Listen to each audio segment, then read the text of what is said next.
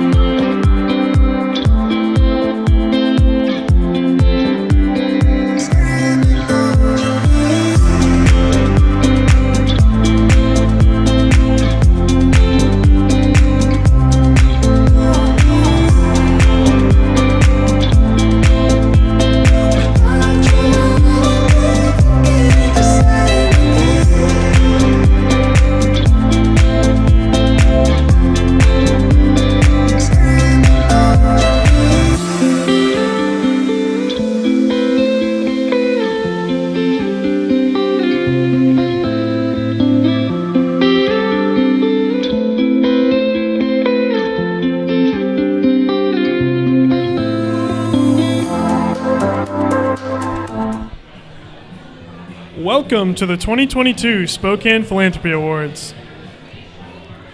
Presenting by the Emerging Leaders Society and Spokane County United Way. Our title sponsors for this year's awards are Windermere Real Estate and Amazon.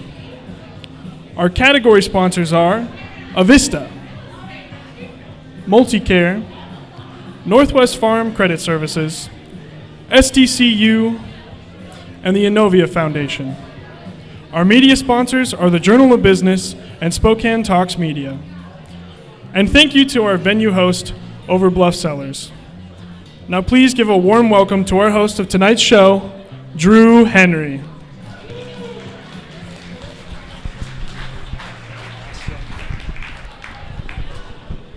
How's everybody doing tonight? So I found out on Sunday that I'd be filling in hosting, so you get to listen to me for the next hour. Rick Clark could not be here tonight. He sends his best wishes. Rick is amazing, former winner of an award. Rick has a huge impact in this community, as you guys all know, so he sends his best. Hosted last year. Due to unforeseen circumstances, he could not make it tonight, so I will be your host. Really, what I want to share with you guys is, if you've never been to the Philanthropy Awards before, it's an amazing event, and it's an event that's very dear to my heart. I went to my first Philanthropy Awards about 7 years ago down at the Davenport Grand. I was sitting out at a table like you guys are tonight, and to be quite honest, like, I left after an hour of being inspired and seeing all these people and organizations in our community that were doing so much, and I just felt like I need to do more. And really, I hope that someone sitting out there today, watching online, we're on Spokane Talks Live right now, I hope somebody sees tonight's event, sees the work that's going on in this community, and leaves inspired as well, because it really does take a village, as we all know, to make Spokane such a great place to live, work, raise a family. It really is an amazing place. So thanks to everybody for coming out tonight.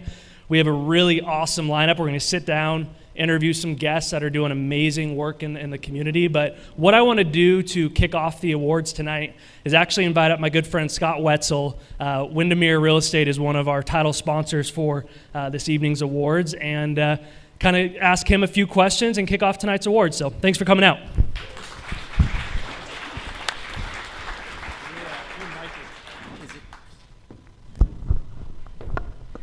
Hello.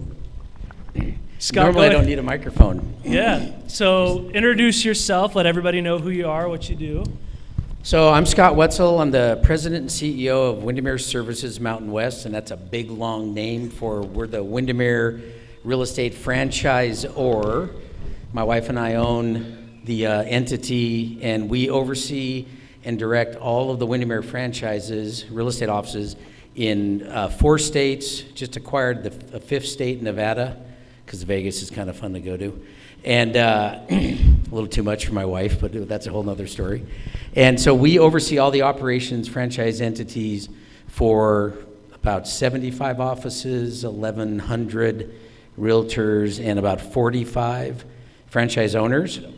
So the analogy I like to use is if I'm McDonald's corporate, we oversee a lot of the McDonald's independent offices. And then we also own 3 real estate brokerages ourselves as well. So you went to your first Philanthropy Awards, I think it was 2 years ago. Correct. And after the awards, Scott walked up to Rochelle and myself and said, "This is awesome. How do I get involved?" Tell us a little bit why philanthropy is so important to Windermere and why you guys wanted to get involved with the awards. Sure. And I think one of the things that's missing in all business communities is a concerted, on-purpose effort to give back to the community. And when I say give back, that's a very overly generalized used term, but give back through actions, not just money. And give back through activities and taking roles in the community, mentoring roles for entrepreneurs who are looking to get started, taking roles with community partners for entities around the city that need help and assistance for development, or whatever the case may be. And so it's one thing to write a check, it's another thing to talk that, boy, this sounds great. It's a whole nother level to get involved and actually roll up your sleeves and get in the dirt. And that's what Windermere has done for now. We're in our 50th year of doing that. In fact, we just celebrated our 50th anniversary, and with the Windermere Foundation, we have raised $50 million that we have given back into our respective communities. And we're so excited about the fact that 97% of the funds raised go back into the community. We have a 3% operating budget for Windermere Corporate. So So if I'm a business out there, and say I'm a new business, I'm wanting to get started, and I know I want to give back, I don't know how, I'm looking for ways to invest into the Spokane community, where would you suggest someone start? So I like to say you have to crawl, then walk, then run, okay? So crawling starts with the easiest thing in the world, which is your time. Everybody can give time, everybody can donate energy, everybody can pull up their, boots and get after it. Then the walk part is being able to do a balance of both. So working, pooling resources to work, and then the second one is being able to take some of your profitability off of whether it's a company or your job and start giving back, kind of like what I call that business tithing, right?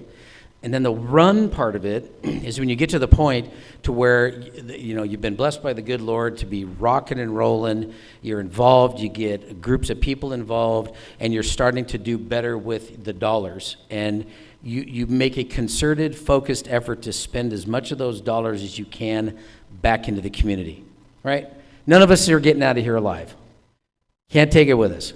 And so how do you make it better is the time that you're on the planet making a difference. And yes, that means at times money, because money can do a lot of very, very good things. Scott, thank you. You know how much I appreciate you, how much we appreciate having Windermere as a title sponsor this year. Thanks for spending some time with us Absolutely, tonight. my pleasure.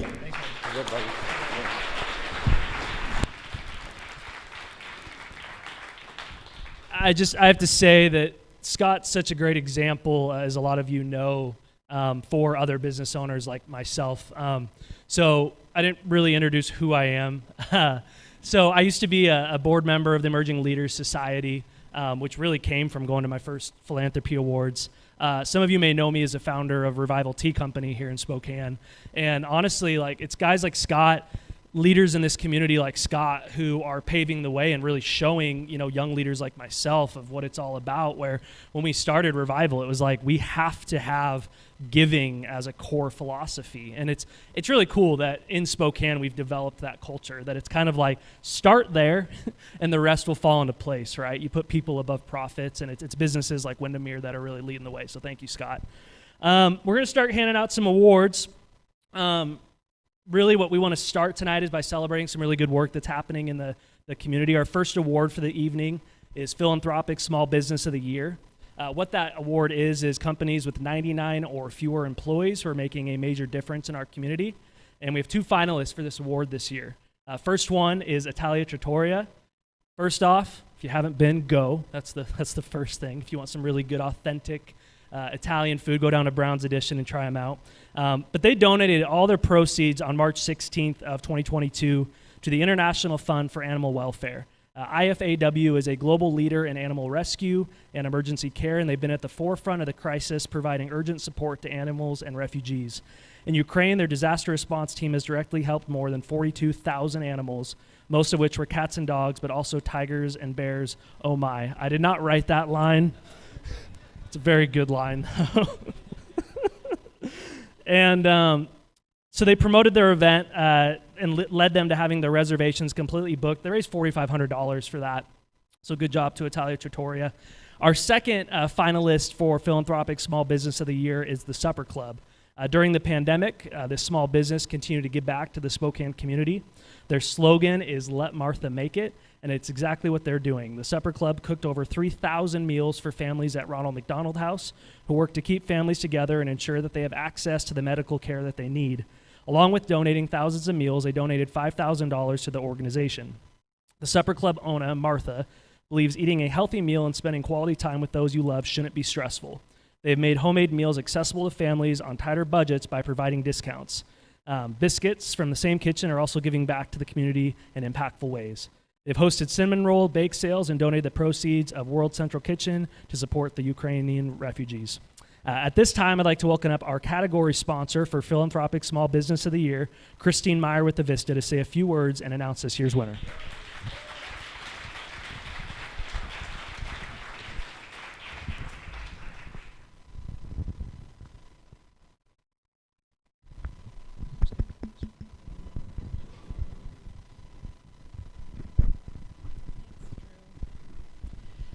Thank you, everybody, for coming out this evening. I know I was thinking pre-pandemic, I I've gotten rusty for after-hours social events. I'm usually either knee-deep in a nap by now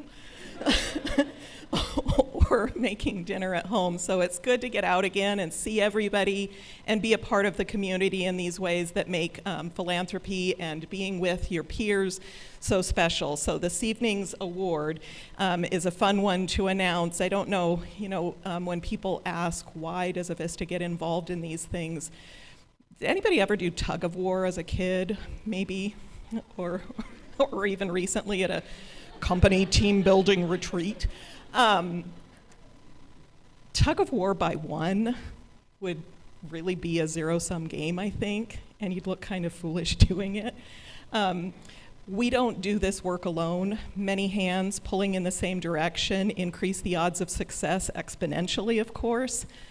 So I think that's how Avista thinks about philanthropy and being a part of shared success and collective impact in our communities. We can see so much good together and have so much more fun doing it instead of being the one at the end of the rope by yourself. So thank you for having us this evening. Just a second.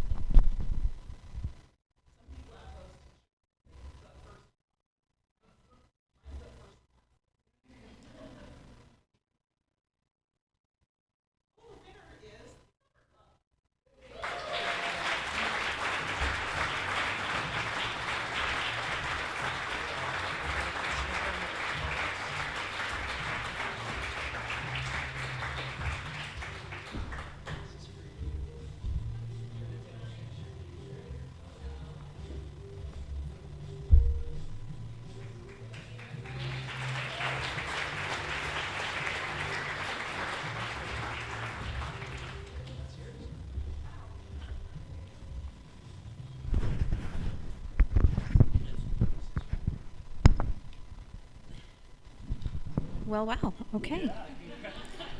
First off, congratulations. Thank you.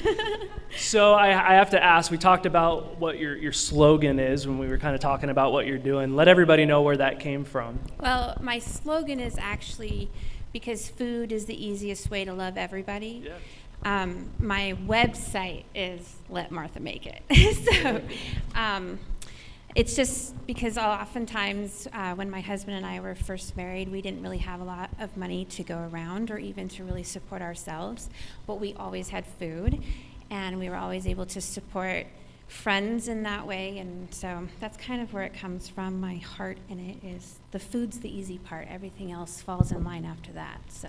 Talk to us a little bit about the organizations you've decided to give to and why you think that it's important to support those. Hearing numbers out loud was a little bit shocking to even I just kind of fill boxes and send it that way. And I actually reached out to them over there tonight because it's been a minute since we've been there. The staffing has rotated a little bit recently and my contact fell away. But in the beginning when we first started, our family has quite a few medical issues, and we had the awesome opportunity to stay at the Ronald McDonald House or utilize their facilities that were in the Children's Hospital at Sacred Heart while our son was in residence at Sacred Heart. So I know firsthand how important those facilities were, because oftentimes that was the only thing that made me feel human at the end of the day, was getting to go there.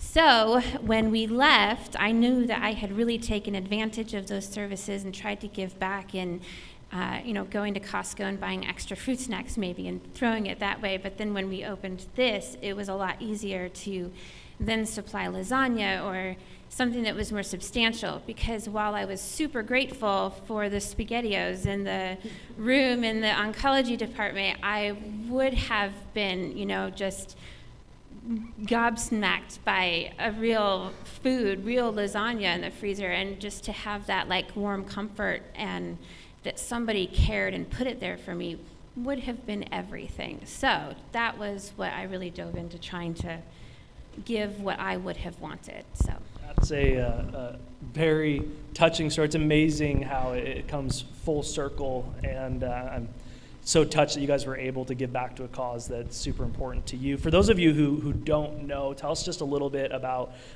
what the Supper Club is, what you do, a little bit about the business. We're a take and bake business at the moment. We're branching out right now, and our business is expanding. I've welcomed a few new vendors into the front. Rome Coffee is one who has opened a front coffee counter, and they're just getting started. But more importantly was Domesticated Biscuits, which you mentioned the biscuit sales. She did a sale for cinnamon rolls for Ukraine, I think 2 months ago.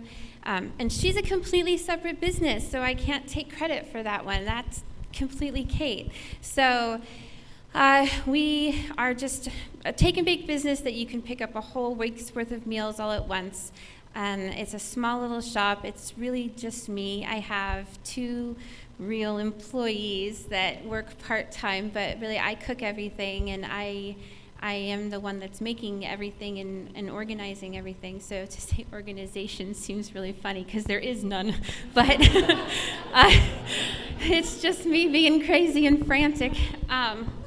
But outside of that, I really try to focus it not so much just on the food, but on the ways that I can make the food count for more. So filling the little free pantries and working with the other 2 that are in my storefront as vendors on how we can, cooperate and create things that can go out in those bundles, but then also like things to Ronald McDonald House, and hopefully I want to get into like Vanessa Behan and things like that. Vanessa Behan is my goal for this year, because I really think that when kids go home from there, they should also go home with dinner, because I think that first night home, I can't even imagine. So dinner should be taken care of, so mom and dad can just chill out and not worry, So I want to do that, but yeah, I would like to just continue to grow so that I can continue to do that.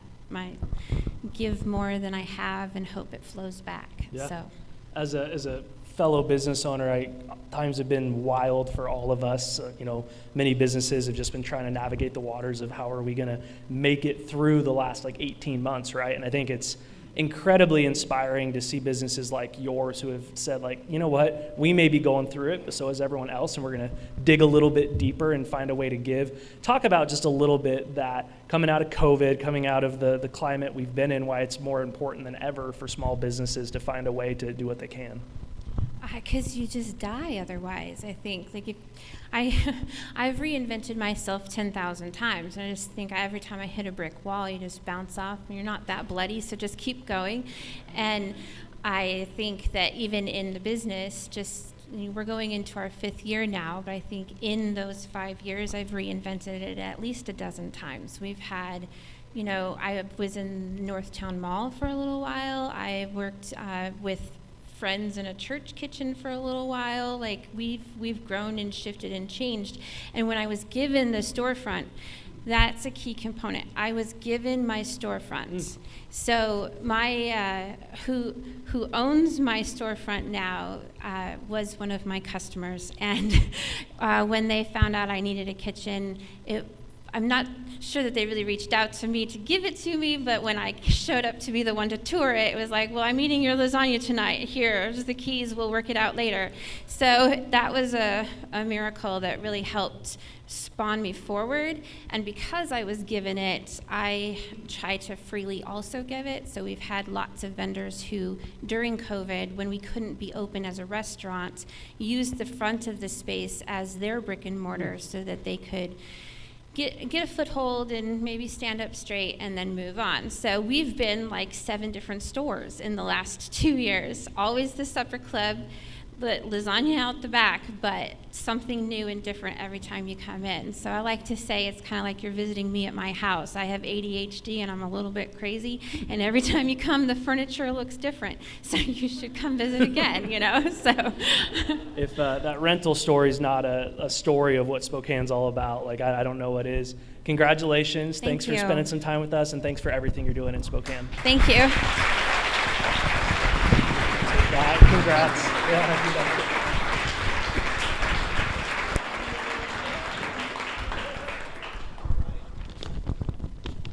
I cannot cry the first award. We're going to keep going.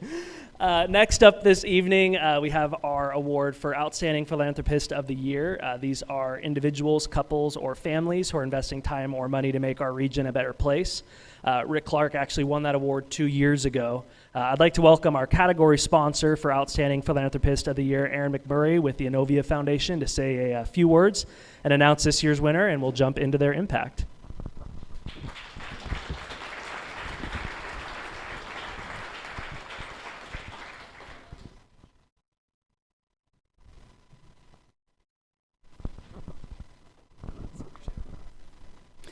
Hi, everybody. So I have the privilege of working for a community foundation, which means that I have the privilege of giving away other people's money, which is really fun. And as I was thinking about tonight and the chance to be here with all of you to represent Inovia Foundation and the partnerships that are represented in this room tonight, but more importantly, as I look around the room, the individuals that make all of these organizations so great. It really is a privilege to be here with all of you. Inovia Foundation, since 1974, has been the community foundation for Spokane, for Eastern Washington, for North Idaho, that partners with generous people, nonprofits, and corporations to make our region better, to ignite generosity. That's our mission. It's why we get up every day, is to ignite generosity that transforms lives and communities across our region. And I love that work. And I was thinking today about this category, and a couple years ago somebody asked me the question, what's the first thing that you remember that was a model of generosity? And I can remember being in late elementary school and riding my bike with my twin brother to our high school, which was like 2 miles away, to play tennis. And the first model of generosity was my dad. And my dad was a public school superintendent. He worked about 65 hours a week. And on Saturdays for an entire year, when a woman in our church got sick, my dad would get on his John Deere tractor and drive 6 RPMs an hour, 2 miles, to mow her lawn. And my brother and I would be playing tennis. And at the time I'd be like, my dad is the biggest nerd. Look at him riding on his John Deere tractor 2 frickin' miles both ways to mow the lawn of a woman in our church who couldn't mow her own lawn. And I loved what you said. Thank you so much, Scott, for that beautiful metaphor. The generosity starts here with the way that we give of the things that matter most to us, our heart, our time. And philanthropy, what we're celebrating tonight, in my opinion, is the beautiful place where generosity, that pure gift of whatever you have to give, meets up with intentionality about what our community needs in order to make this place more beautiful, more rich, a better community for people to flourish in and thrive for generations to come. So I think about the businesses in this room, the foundations, but more importantly, the people who are being honored and who are here tonight to celebrate together what philanthropy is. And on behalf of everyone at Inovia Foundation, I just want to say we're honored to be in this community with you, to do this work together, and to celebrate these incredible people. So with that, let me say that I'm honored to announce that the outstanding philanthropist for this year is the Johnson Fix Foundation. We're going to take a picture with Rochelle. Okay. You go.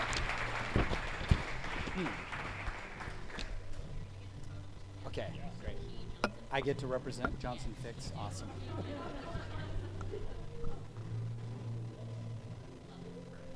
A little bit about what you do. Do you cool if I ask you a couple questions? Yeah, sure. Yeah. Try to. I was going to read something, but this would be way better.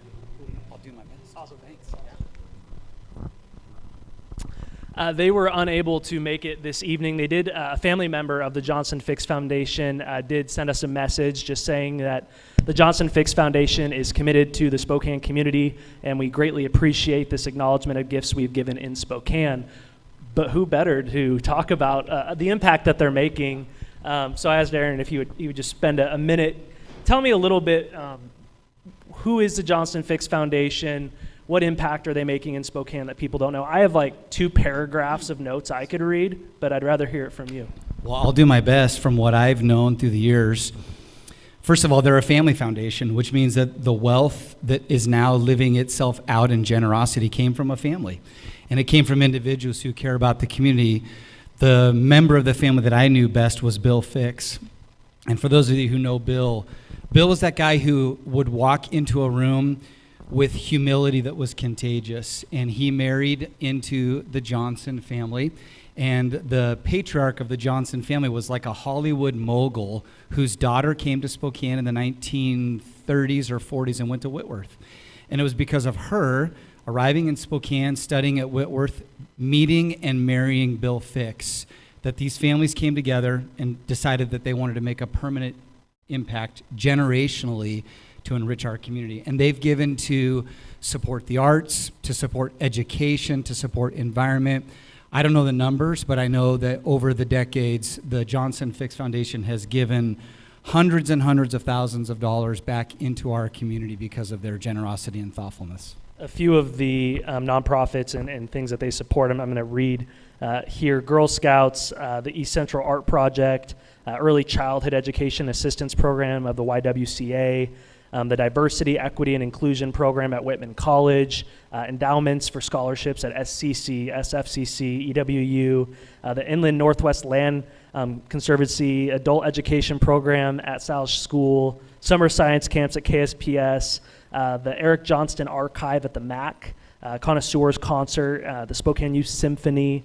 It goes on and on. We could probably spend a half hour listing all of the different organizations they've given to here in Spokane. I think for me, it's organizations like this that they kind of work behind the scenes. They don't want a whole lot of publicity. They don't want a lot of spotlight. They just want to make Spokane a better place. And I know from the Innovia, from the foundation that you guys do, just talk a little bit about, we have so many people and so many foundations like the Johnson Fix Foundation in Spokane that are making a huge impact, but they want no credit.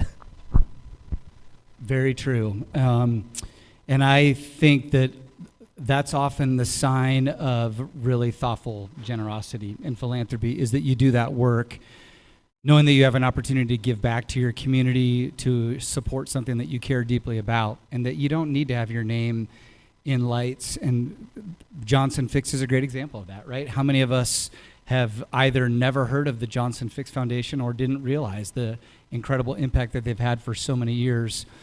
At Innovia, we feel privileged to partner with a lot of family foundations and private foundations that do that very work. And sometimes that's as simple as putting our heads together and saying, hey, could we go together on a grant that would support this need that we both can't meet individually, but if we came together, we could make a real impact to support it. And so I'm really glad that they have been recognized for this and for their generosity. Awesome. Thanks for spending some time with us, Aaron. I appreciate it.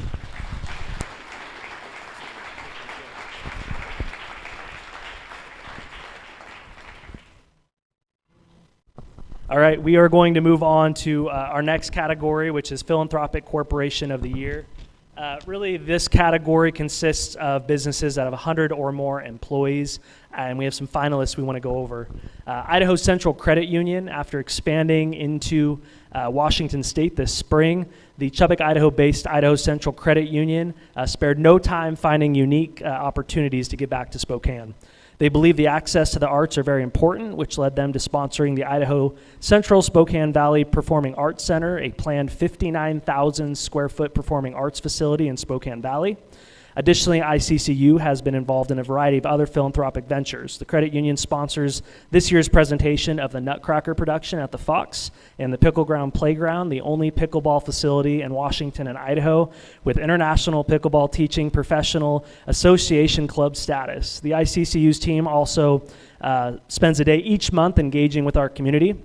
At a local gas station, ICCU spent the day, parked the company vehicles, and purchased gas for everyone who patronized the pumps that day, paid for people's groceries at a local grocery store, and treated everyone to lunch at High Nooner, which is a very dangerous place 2 doors down from my headquarters. The ICCU team also participated in a Spokane River cleanup and took kayaks out on the water to clear more difficult to reach trash in the river as a team building activity while caring for the community. Our next finalist is the D.A. Davidson Trust Co. They are a longtime financial supporter of the YMCA and give generously. In addition to supporting local organizations, they work with their clients, encouraging them to give back to the community and help connect them to causes that resonate on an individual basis. D.A. Davidson Trust Co. is a small team, yet they are a significant donor monetarily, but also with time, working alongside with the YMCA, assisting them in securing donations and being hands-on to ensure projects are successful. They have supported the fall garden cleanup at the North YMCA for several years and recently repainted the Family Activity Center. There are also a handful of nonprofits throughout our community, such as the Community Cancer Fund, Lumen High School, Rise Above, and Second Harvest Food Bank that they also support. At this time, I'd like to welcome up our category sponsor for Philanthropic Corporation of the Year, Wendy Newman with Northwest Farm Credit Services, to say a few words and announce this year's winner.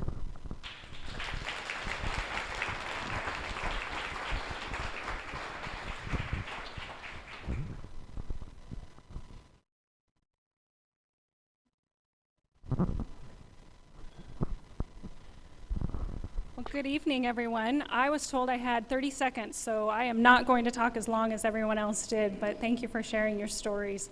Northwest Farm Credit Services is headquartered here in Spokane. We have about 300 people here in Spokane. We are told we're a well-kept secret here in Spokane. We have 45 offices across the 4 Northwest states, Washington, Idaho, Oregon, and Montana, and each of our employees throughout those states, almost 800 total, are empowered to give back to organizations that they want to and they choose. And we match all of those funds and donate time resources in addition to the organizations and nonprofits that they choose. So we are a past winner of the Philanthropy Awards, so yes, huge, excited to be here. So the winner is Idaho Central Credit Union.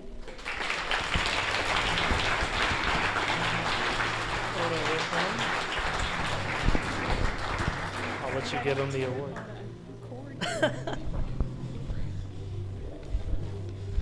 We'll take a photo there.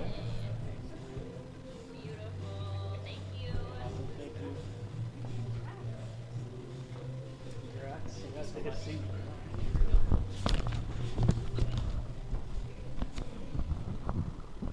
So, Idaho Central Credit Union hasn't been in the Spokane area for long, but from everything we've heard tonight and seen, it looks like you guys are looking to make a major impact real quick. Explain why that was so important as you integrated yourself into the community. Yeah, definitely. So, us is helping members achieve financial success. Someone was talking earlier about what's our mission, what gets us out of the bed in the morning, right? And what really sets us on fire and makes us want to do our best work, and that's it. Is if we can help our members achieve financial success, our community is going to be more successful. So when we came into the community, it was, what are those needs? We're the largest credit union in the Northwest, so we've been doing philanthropy across Idaho for a long time, but every community is so individualized and so needs specific. So we've come into the community and really tried to figure out what are the needs of the community and how can we best give back and serve our members and also our communities to make a thriving Spokane.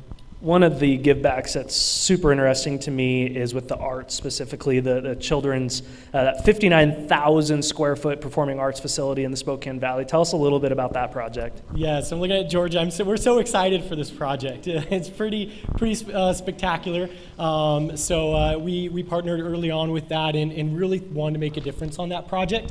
When you think about COVID and what it's done for our youth, right? It's been such a challenging time for all of us, but when you think about our youth, a lot of our folks now go back to school and our sports-focused folks jump back into football or basketball, but our performing arts folks often don't have such an easy outlet, and sometimes there's not as many areas for them to go, and this is going to provide our community with one of the top centers in the nation right here at home, and how awesome is that? So pretty darn exciting, and we couldn't be more proud to be a part of it. It's going to be an amazing partnership. If you haven't had a chance to look it up, maybe do it at this second, but when we get out of here, Google it, look it up. I remember the first time I heard about the project, I'm like, in Spokane, that seems, it's gonna be huge for really the future generations, and thank you guys for being a part of that. Another thing that really caught my attention that we see so many different organizations do is really encouraging your employees to spend their time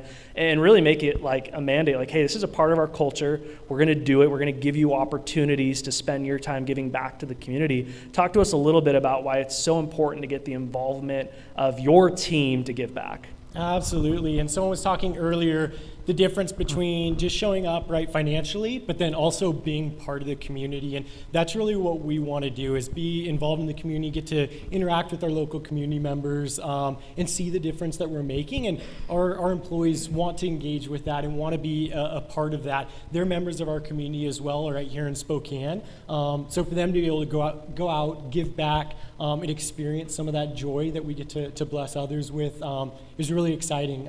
They mentioned our community blitzes, where we just kind of go out in the community and we just pick somewhere random and we decide, hey, you know what area of our community maybe needs help today, whether that's a neighborhood or whatever that might be, and just going and giving back and getting to be a part of that. And our team members just love that. So we love to show up, not just financially, but really be out and involved in the community. Well, Richard, congrats again. Welcome to the Spokane community, and thanks for everything you guys are doing. Absolutely. Thank you. It's not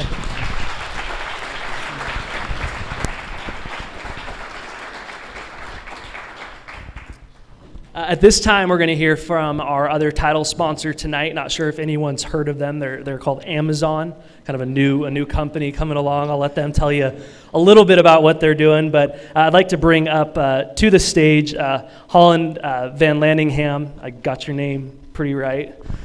And we're going to talk a little bit about what Amazon's doing as we've seen them move into the Spokane area. So welcome her to the stage. You were close, but I'll give it to you. So pretty good for a first try. I was telling her before the show, so Scott knows this, like 10 years ago I used to do radio play-by-play for the Greater Spokane League, and what I learned my very first broadcast is do not mess up a 15-year-old's name on the radio, because their parents will call the station the whole game. So I really try to not do that. I will not tell my mom. Okay. So Amazon moved into Spokane a couple years ago, and I think it's been pretty obvious, not just seeing the big buildings go up on each side of town, but also, at least from my perspective, seeing the impact very early that Amazon decided to take a part of here in Spokane. Talk to us about why that's such a big part of Amazon's culture. I mean, obviously a Seattle-based company, why coming over to this side of the mountains was important, and why it's such a big part of what Amazon believes in. I think it's no secret that we're spreading out as far as we can, trying to get into different communities and different cities. And I think that no matter what, Amazon is going to make an impact. We're making an impact inside of the building. We employ almost 8,000 people here in the area. But what are we doing outside? What is happening outside our four walls? That's something that's been really important to me, and I know with my team as well. So I was able to head up our community outreach program when we launched our building, me and a small army, obviously. And it was really, what can we do, not just with events like sponsoring Hoop Fest, getting involved with Valley Fest, the Lilac Festival, things like that, but what can we give back, whether it's monetary, goods, our time, what can we provide to the community? I want to make sure that the impact that we're making is really positive, and we're helping to provide where it's needed. I moved to Spokane in the middle of COVID. So it was just very different to see the community that I came from, and coming into this community, it was not an everyman for itself. It was very much a neighborly atmosphere, and that's kind of why I really enjoyed it and what my purpose is moving forward. So you said 8,000 people here in the Spokane community. Yeah. You know, I think what's kind of cool a little bit is to realize that, like, Amazon's obviously a huge corporation, but there's people right here in our community that are making a difference, just like yourself. I'm going to take a step back real quick. Introduce the room to who you are. You're a real person who works for Amazon. It's not just like a box that shows up at your front door. There's things that happen behind. I'm learning right now. Tell us who you are and what you do for Amazon. And I want to hear a little more specifically, too, after that, about some of the specific projects you guys are working on right now. Yeah, so my name is Holland Van Landingham. Just like I said Yep, exactly like you said. I've been with Amazon almost 5 years now, which feels like 50. I spent the first half of my career really moving pretty frequently. I'd spend 6 to 8 months in an area and then kind of pack up and uproot my life and go somewhere else. And I was from Portland. And I saw the opportunity to get back into the Northwest, looking to really put down roots and find a place that I was willing to settle down. And that's kind of what brought me here to Amazon. I'm currently the president of Women at Amazon for the Spokane and Boise-ish communities. And for me, Women at Amazon, like what we're about is community outreach. It's about empowering female leaders. When I look around the room that I'm usually sitting in, I'm one of the only women. And what can we do within Amazon, within the community, to move that business forward? And that's always really been my focus. What are some other projects that maybe you've got on the horizon that we should look out for? Yeah, so we currently, actually right now in the building, are working on a drive for YWCA. It's our third one. People bringing in food, clothing, any type of items that they need, they always send me a list and we post it up. So working on being able to deliver that over to them, provide some of our time. And then one that I'm actually really excited about that is just been within the last 48 hours or so. I was able to tie off with our Amazon Gives program and really apply for a grant for the Spokane community, and we chose the Vanessa Behan Crisis Nursery. And so we'll be making a donation to the nursery, getting able to tour the facility, and just see where else we can help out there as well. I want to personally say thank you to you and your team, not just for giving back, but for sponsoring this year's awards. We can't obviously put on a night like tonight and give back as much as we do to the Spokane community without, people like you and Amazon. So thank you again, and thanks for spending some time with us tonight. Thank you.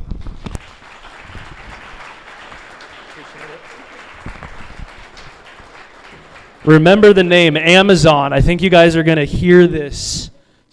Mark it here. You heard it here first. I think they're going to make a mark somewhere.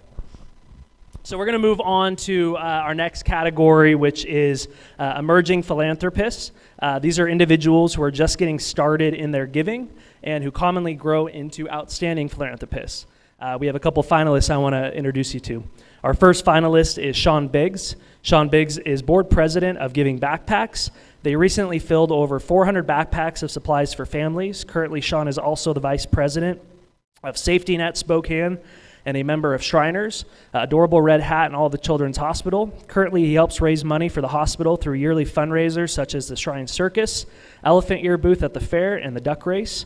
Soon, he'll be joining the leadership team on the hospital board. After a decade of service, Sean recently stepped down from serving on the board of Meals on Wheels. Rick Clark did want to pass along this about Sean, a note in here. Every single time Giving Backpacks or Spokane Quarantine has needed a truck, which Rick said was a lot, Sean is always the first to step up and help and is the last one to go home. He also shared that Sean's vast knowledge and experience in the nonprofit world has made him an absolute asset to the team at Giving Backpacks. Our next finalist is Alvaro Figueroa. Alvaro was named as an inaugural state commissioner for the Washington State LGBTQ+ Commission, which works to support members within the LGBTQ+ community and to advocate for equality throughout all levels of the state's government. He serves on the America 250 Committee for Washington State. Alvaro was a founding member of the Latino Hope Foundation in 2015, also served as a secretary, wrote bylaws and articles of incorporation, and they work to establish a scholarship fund which will financially support Latino students. We're supposed to have a teleprompter, and we don't. So we're just working with it. At this time, I'd like to welcome up our sponsor for our next award, which is STCU. And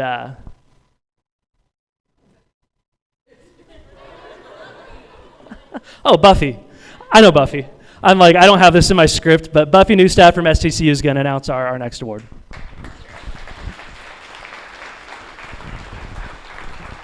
Thank you. So yes, my name is Buffy Newstadt, and I'm super grateful to be here on behalf of STCU to celebrate and to honor the nominees and the winner of this year's Emerging Philanthropist.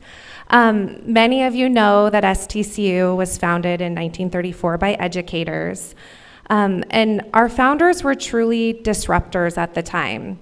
They saw a need in our community to serve the underserved, and they wanted to offer financial products and services to those who had traditionally been deemed unbankable. So this category in particular is very meaningful for us. Just like our founders, these emerging philanthropists are disrupting our community for the better. And we're proud to be here and to be able to celebrate them today. So to the nominees, thank you. Thank you for your selflessness. Thank you for your hard work. And just thank you for your resilience in bringing your visions to life. We know that often that takes a lot of courage. So today I want to celebrate Alvaro.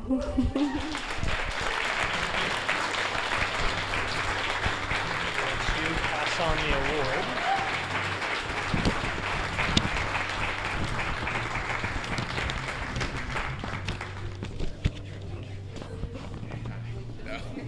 Sorry. Really nervous.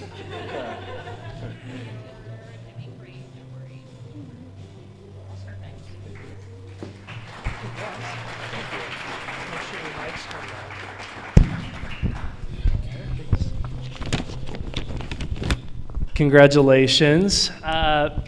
I want to know, so this is one of my favorite categories, emerging philanthropist. I think what's so cool about it is we talked about it in it, where a lot of times these are people just getting started in their journey, and we do see people who win this award get nominated for our outstanding philanthropist as well. Talk to me a little bit about how did you get started, why did you decide to get started in philanthropy, and what it's meant to you. I think I got roped into volunteering for organizations and committees at first. I just had a lot of time and energy as a kid from high school, early college, and through that work I really found that I kind of wanted to take another step and see how much more I could do. So I took time to find out what causes I was passionate about, what boards or committees really spoke to me.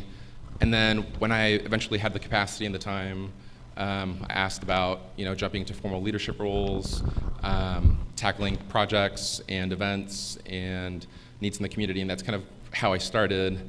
And one of the problems I have is I have trouble saying no.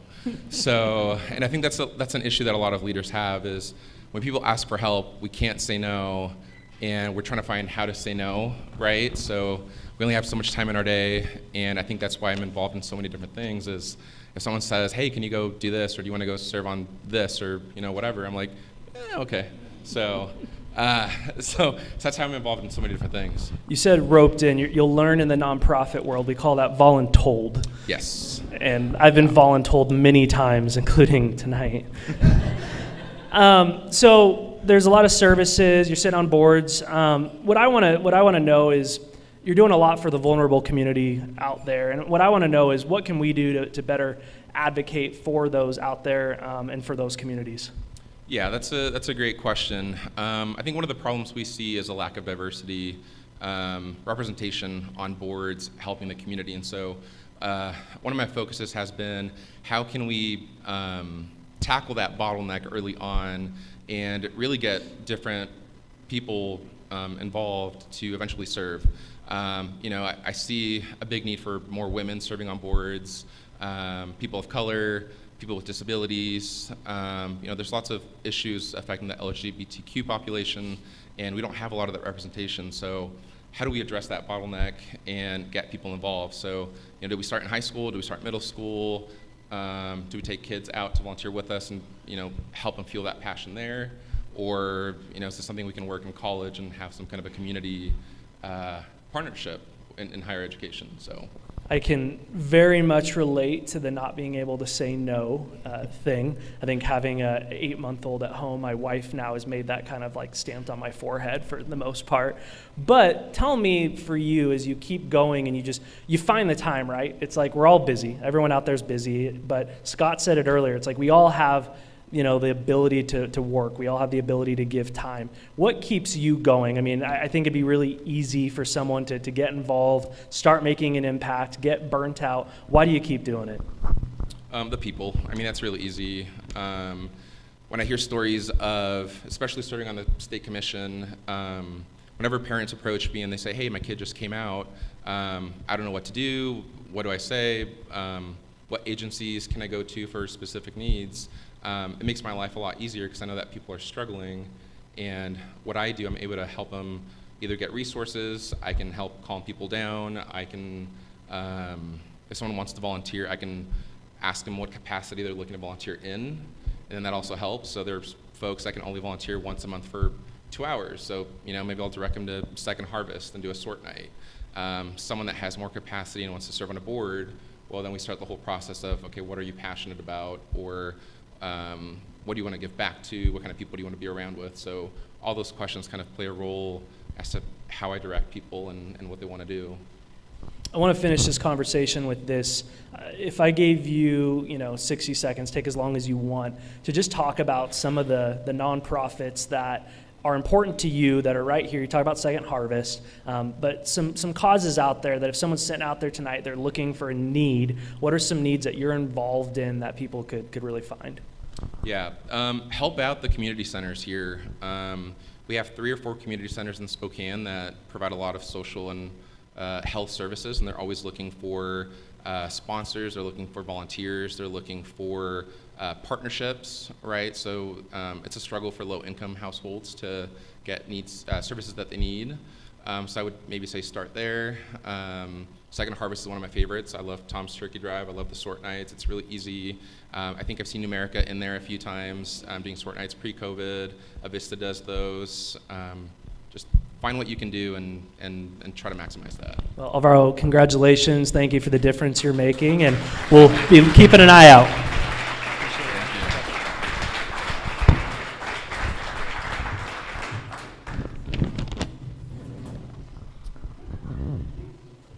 So tonight we would like to highlight an individual in our community who may be smaller than others, but who have joined us on stage. Their impact's been huge. At just 13 years old, this individual is an international storyteller, cultural enthusiast, artist, and humanitarian. They're one of the youngest members of what is now known as the Spokane Quarantine. Teaching art online over the summer, they raised $5,000, which supported the Spokane Quarantine, helping 11 children get school clothes. They're the student president at Selkirk Middle School in Liberty Lake and have a Facebook page called Imaginations to Creation, on which they highlight their art in different shows and projects. This month, they also spoke at TEDx Spokane. I'd like to bring up Carolyn Kadike with MultiCare to introduce our Young Philanthropist winner, and we'll go from there. Thank you. Good evening, everyone. I'm Carolyn Kadike, and it's my privilege to serve as the Executive Director for the MultiCare Inland Northwest Foundation.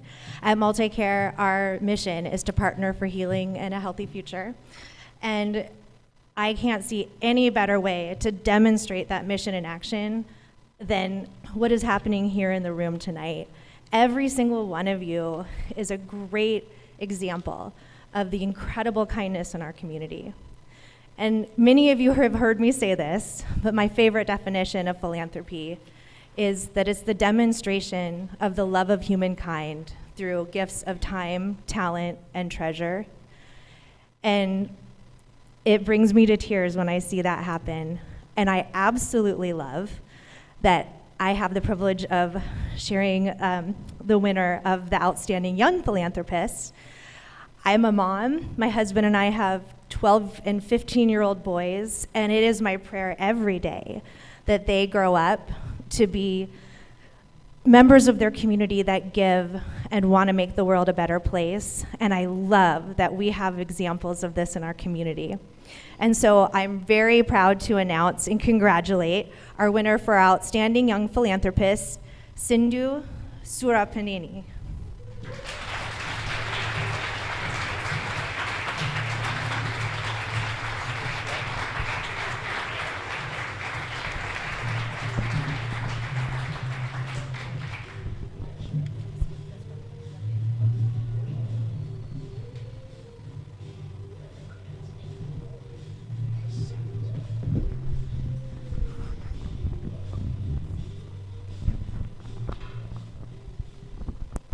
I don't need my notes for this one. You're so much cooler than I was at your age. I was worried about so many less important things than you are, so we'll start with that. Talk to me about, this is my favorite category because the heart that goes into it, and tell me about why you decided to get involved with Spokane Quarantine, what was behind that, what inspired you to do something? Yeah, so especially when I was little, when we drove through Spokane downtown, I would close my eyes because it would hurt me to see all the homeless people and their living conditions. So I knew I had to do something about it. And I started to raise money through my art and my art classes. And in 2021, I was able to donate $4,000 to Blessings Under the Bridge, which helps the homeless here in downtown Spokane. And then in 2022, I've been able to donate about $6,000 to giving backpacks.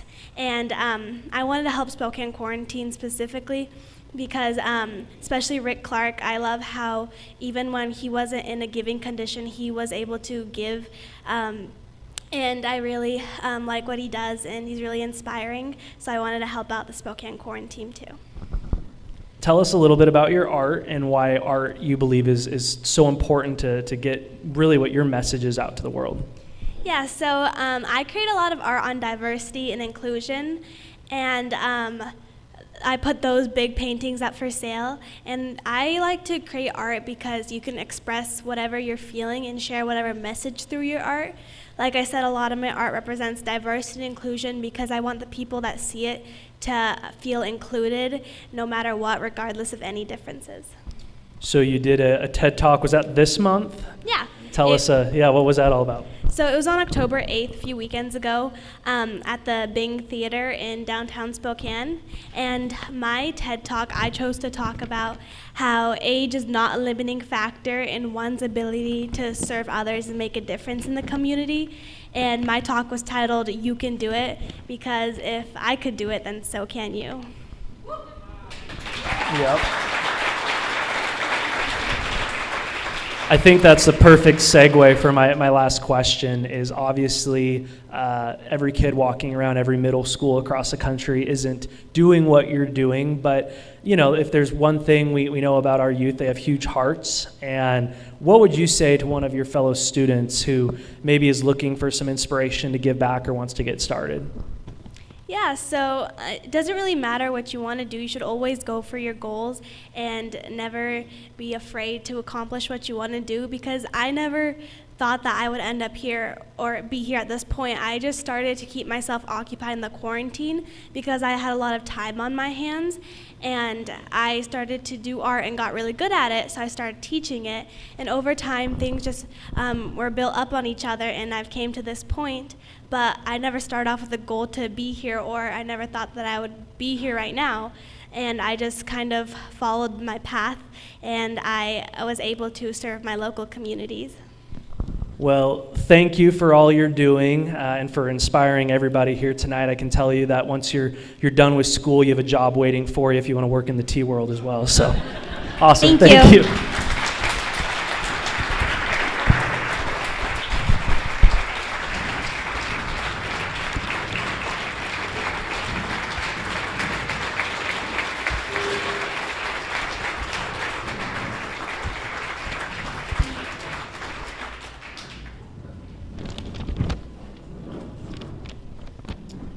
All right, so we have one final award to give away. Years ago, our Spokane Philanthropy Awards, we call it SPA. You may hear people talk about SPA like it's not a day spa.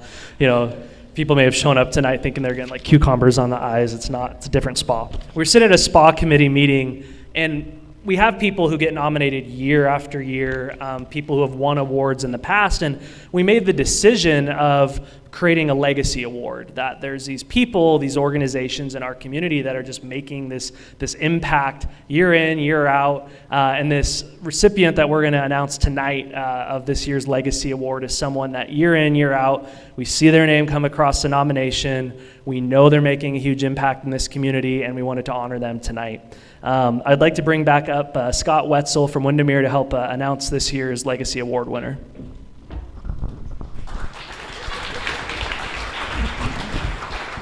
Never miss an opportunity. This is a distinct privilege, and before we get into that real quick, you guys are all probably sitting out there trying to say and think to yourself, how do I get involved? Where do I get involved? Whom do I get involved with? I would challenge you to reverse that line of thinking and go back to, what's my why? W-H-Y. What's my passion? What do I care about? We had a beautiful example right here. 13, you believe 13? What? I mean, that's crazy. But we know what her why is. We know what her passion is. So before you look for an organization to volunteer and roll up the sleeves and do the things that we talked about, go back and figure out what your why is, what your passion is, what gets you going, and then it'll gravitate towards those organizations who you can then take your passion and help with your why so they can achieve their why. There you go. Anyway, sorry, ad lib, thought off script. So this next award, I don't even have a script for it, but Drew talked. Yeah, no, you just gave me the winner, but that's okay. I know this person personally because we've kind of grown up together in the business industry way back when I think she was at a Vista and I was starting this tiny little fledgling company in the steam plant, and we kind of gravitated towards each other and just started talking, and then she's moved through, had an amazing career, and now sits with an amazing company. This company, you're all going to know their name, but you may not know all the things that they do to be involved. You see what they do in a lot of events, you see their name, but you don't see a fraction even of what they do behind the scenes and how they support this community. And so their name in and of itself and the person doesn't really need any introduction, but I like to do that anyway. So if I could get Kim Pierman-Gilman with Numerica Credit Union to please come up.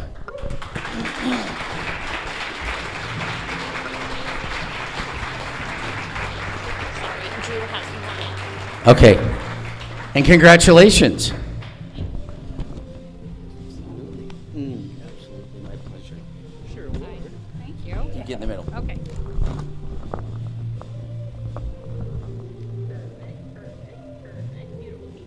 Beautiful people. We're the beautiful people. Thank you.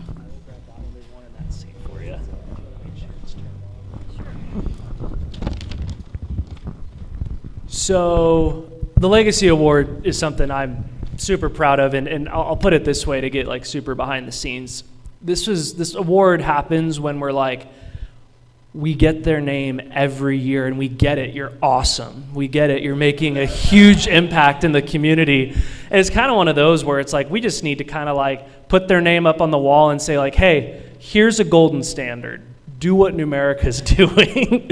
And I think for me, like, we all know, I think, Numerica as a business, but I'm not sure everyone understands the philanthropic side and how big of a part of your business that is. Tell us a little bit about how that's become a part of your culture. Thank you. Hi, good evening. So Numerica is all about giving back to the community. We exist because the community's here, and we exist for the community. I would say that every employee knows that a big part of our reason that we come to work at Numerica is because of what Numerica does for the community. When we do survey after survey internally, it's always in the top 2 of why people come to work at Numerica is because we do show up consistently. And everybody gets a chance to do that. It's not just a few people. I have the honor of leading the Community and Impact team, and I just want to recognize 2 amazing leaders, if I could, that are here with me tonight, Amanda Swan and Lars Gilberts. You guys all know them.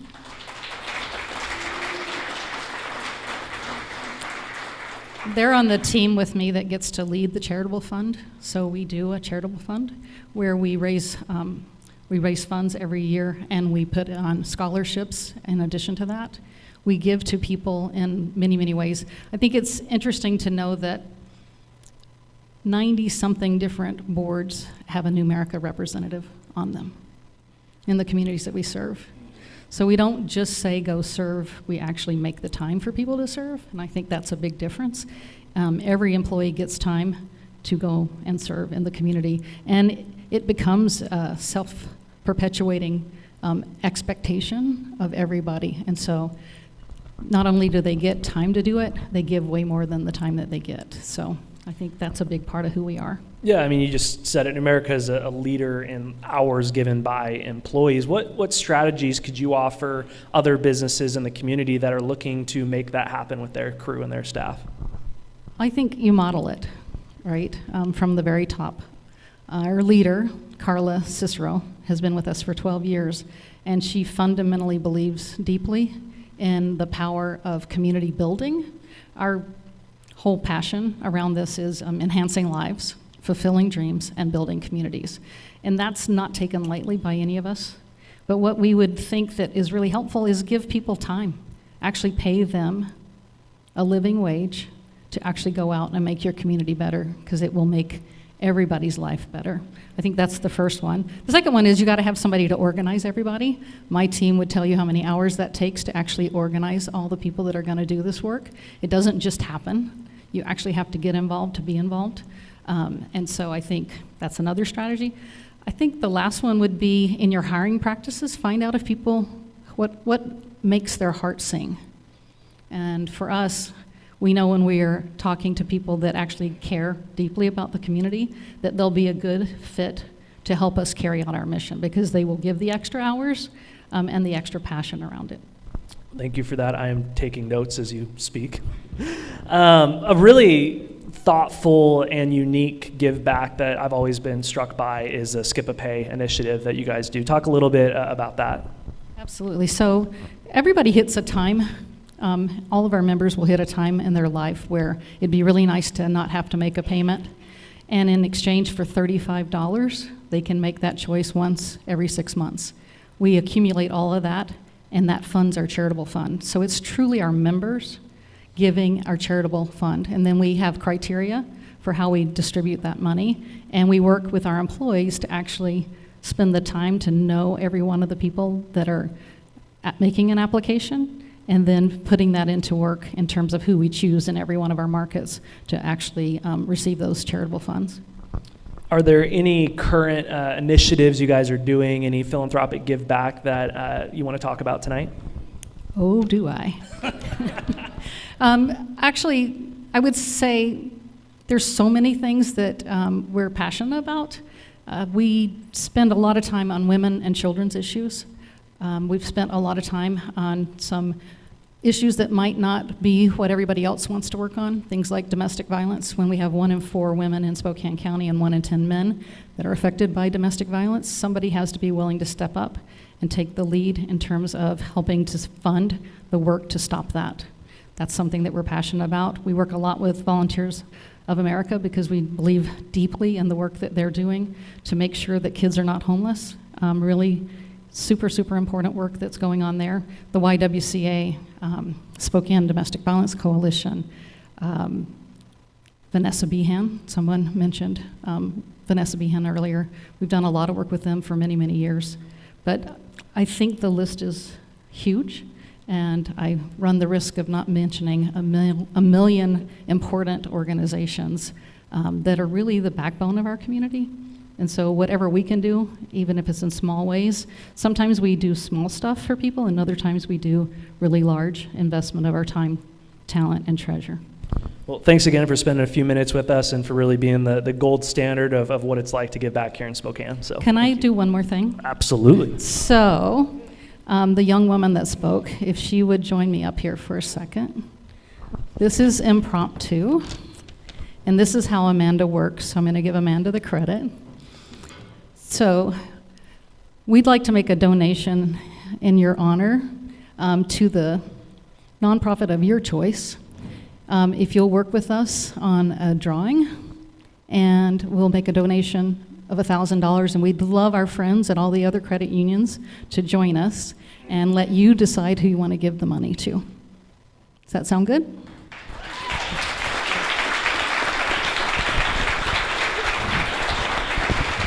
Thank you.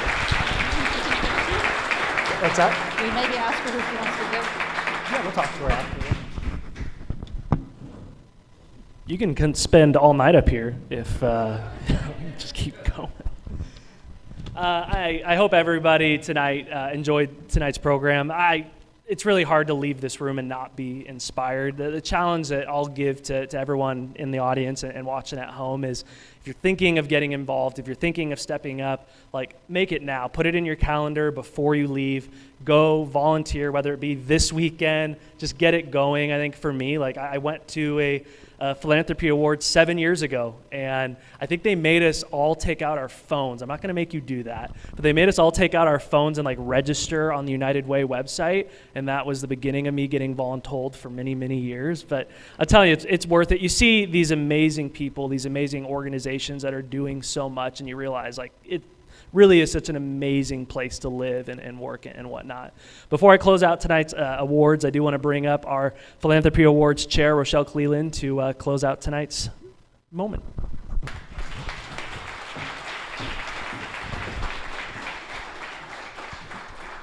Hello, everyone. I will be quick so that way you can get on with your evening, but just wanted to say a few words. Thank you so much for our sponsors today. Last year, we were able to have a new record for the awards and give away $13,000. I don't have the exact amount at this time because we had ticket sales, but we will be giving away around $14,000 to $15,000 tonight, which is a new record for the awards, so thank you. I have had the honor and pleasure of being the chair of the Spokane Philanthropy Awards for the last 2 years. I'm not going to do it again, but it has been a joy. 3 years ago, I found my way to the Spokane community, was introduced to the Emerging Leaders Society, and was voluntold to, as we keep talking about, to join the awards, and I've never looked back. It's been such a privilege. It's been so inspiring. I am the Director of Advocacy and Education at Lutheran Community Services Northwest. We're Spokane County's Community Sexual Assault Program and Crime Victim Service Center, and we've had a lot of dark times throughout COVID and the pandemic. We all have, no matter what field we work in. And it's been such a blessing to be part of the Emerging Leaders Society, to be part of United Way, and to be here tonight. So again, I think everyone put it so beautifully of how the awards are and the impact. Thank you so much to Overbluff. I was on the phone for 1 minute with Darby, and we were really wondering and impacting of, where are we going to host the awards? Truly at a loss, and it makes a big impact of how much money we're able to give back to the community, depending on our venue. And Darby, within that 1 minute, cut me off and said, "We're donating all of our space and staff to you. Take whatever you want." So huge thank you to them. Please support them tonight and continue drinking, and to drink other nights as well, their wine. It's fabulous. Thank you for donating your technology, your time, and your minds to Spokane Talks. The pandemic, I remember 3 years ago, Drew and I sitting in Revival Tea through the wee hours of the night, interviewing folks virtually through the midst of the pandemic for SPA, for the awards.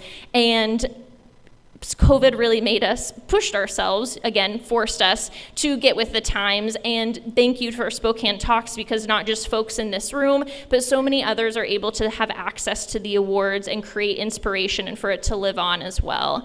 So it means a lot. Thank you to Paul Reed and the Journal of Business, your team, your writing, your minds, your time. Such a huge reach of why the Spokane Philanthropy Awards has the reach that it does and continues. So thank you. And Drew as well, you were pretty good. Thanks. Appreciate you very much.